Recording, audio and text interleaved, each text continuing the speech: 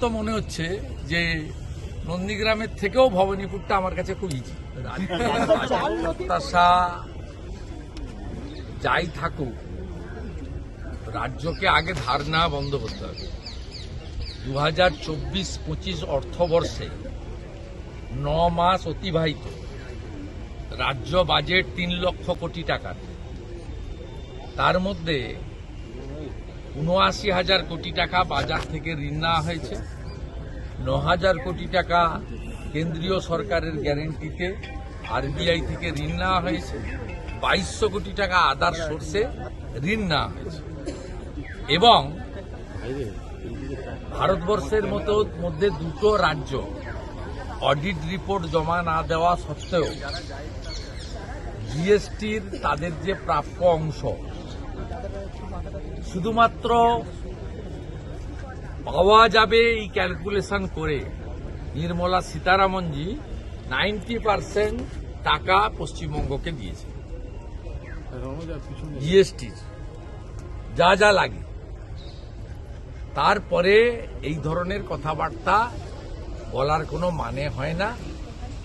আমরা বুঝতে পারছি রাজ্য সরকার হিমাচল প্রদেশের মতো স্যালারি বন্ধ করার দিকে যাচ্ছে। ওই জন্য মুখ্যমন্ত্রী গঙ্গাসাগরে দাঁড়িয়ে চিৎকার করে বলছেন, কুম্ভ যদি টাকা পায় আমি কেন টাকা পাবো না। আর প্রদীপ মজুমদার যদি আজকে আপনাদেরকে বলে থাকেন, বোঝা যাচ্ছে যে চরম অর্থনৈতিক সংকটে এরা পড়েছে, যে কারণেই আলিপুর চিড়িয়াখানার পশু হসপিটালও বিক্রি করার পরিকল্পনা মমতা ব্যানার্জিরা নিচ্ছে। আমি দেখিনি, আমরা যে ফ্ল্যাং দিয়ে মিছিল করছিলাম অর্থাৎ তাজ বেঙ্গলের সামনে এবং পশু হসপিটালের সামনে গিয়ে, ওই ফ্ল্যাংকে কোনো চোর তৃণমূলের লোক ছিল।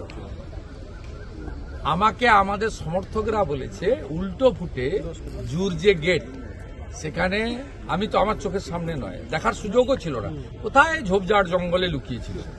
তারপরে এদিক থেকে যেই যুবকরা তাড়া করলো, পতাকা ফেলে মমতা ব্যানার্জির ভাই কার্তিক ব্যানার্জির বাহিনী কোথায় যে পালালো আর খুঁজে পাওয়া গেল না। আমি তারপরেও 1 ঘন্টা এখানে বিচরণ করছি, ন্যাশনাল লাইব্রেরি রিডিং রুম দেখলাম, কফি খেলাম, সিঙ্গাড়া খেলাম, এবং আমার তো মনে হচ্ছে যে নন্দীগ্রামের থেকেও ভবানীপুরটা আমার কাছে খুব ইজি।